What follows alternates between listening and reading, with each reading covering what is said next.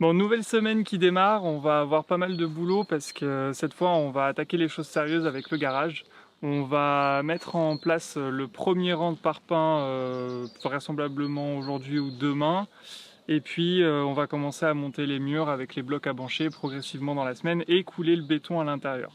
On va essayer d'être le plus productif possible pour enfin avancer vraiment sur ce garage.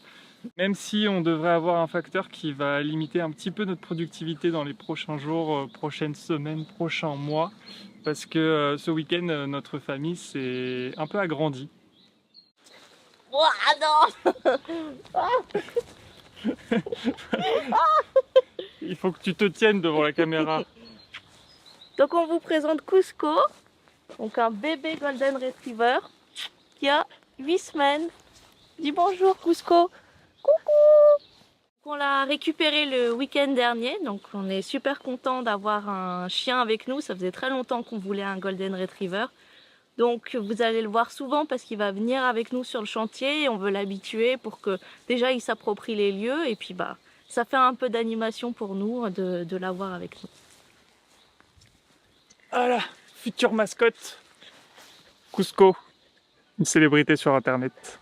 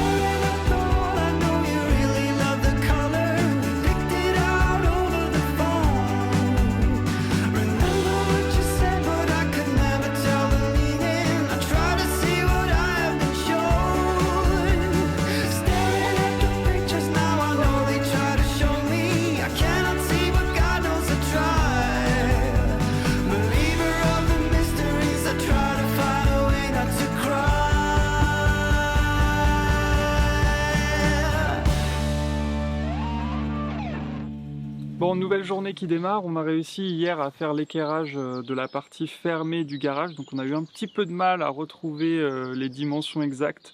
On s'est aidé en posant déjà le premier rang de parpaing à sec sur la semelle de fondation. Ce qu'on va faire aujourd'hui, c'est que on va positionner les fer-tors verticaux pour renforcer le mur avant de couler le béton à l'intérieur. Donc on va essayer de repérer tous les endroits où il faut poser les fer-tors. On va faire un bloc sur 2. Il va falloir qu'on perce donc dans la semelle, qu'on scelle les fers avec du scellement chimique. Et une fois que ça c'est fait, on va pouvoir poser le premier rang de blocs à bancher sur un lit de mortier, histoire de rattraper en fait le niveau de la semelle qui n'est pas tout à fait égal, donc on va s'aider du laser aussi pour ça, histoire d'avoir un premier rang vraiment plan et parfait et qu'on soit pas embêté pour la suite et qu'on n'ait pas un garage qui penche un petit peu à gauche ou à droite.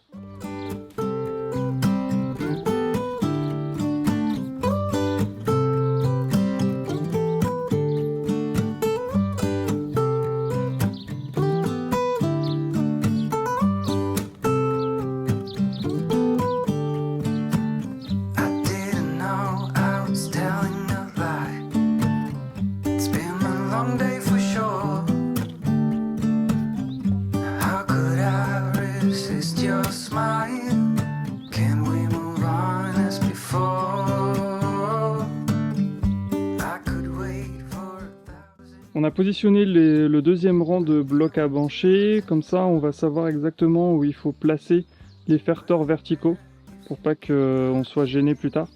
Donc ce que va faire Maxine là, c'est qu'en fait elle va repérer les endroits entre les blocs à bancher où on a la place de mettre les fers verticaux. Donc on va en mettre tous les 2 blocs.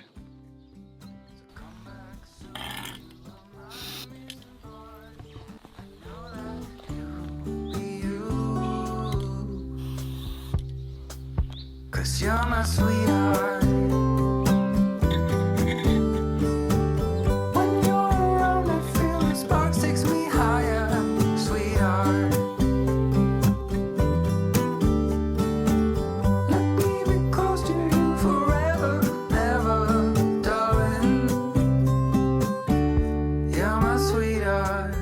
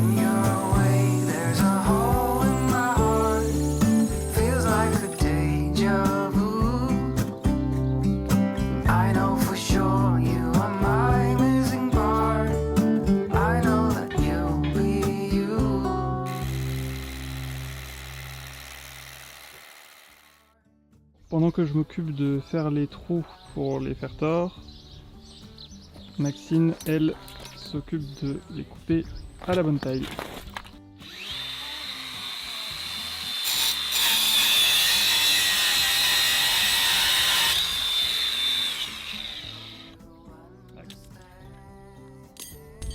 Fini!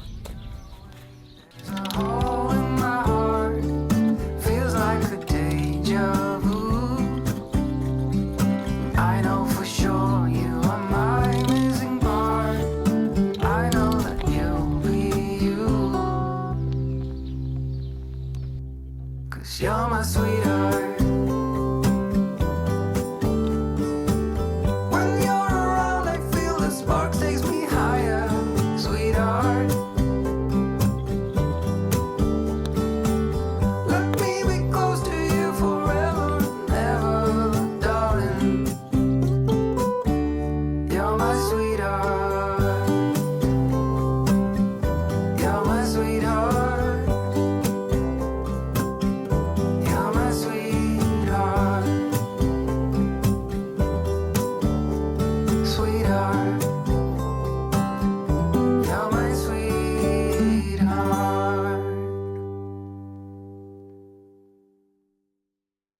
Bon, on a bien avancé, même si ça prend du temps sur le premier rang de parpaings, enfin en tout cas de blocs à bancher pour le garage.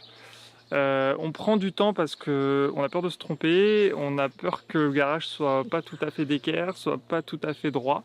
Bon là on vient de vérifier avec le laser, franchement la semelle elle est quasiment parfaite, on a 1 centimètre, 1,5 parfois d'écart sur certains endroits, donc T'as bien bossé. tout ça, on a bien bossé.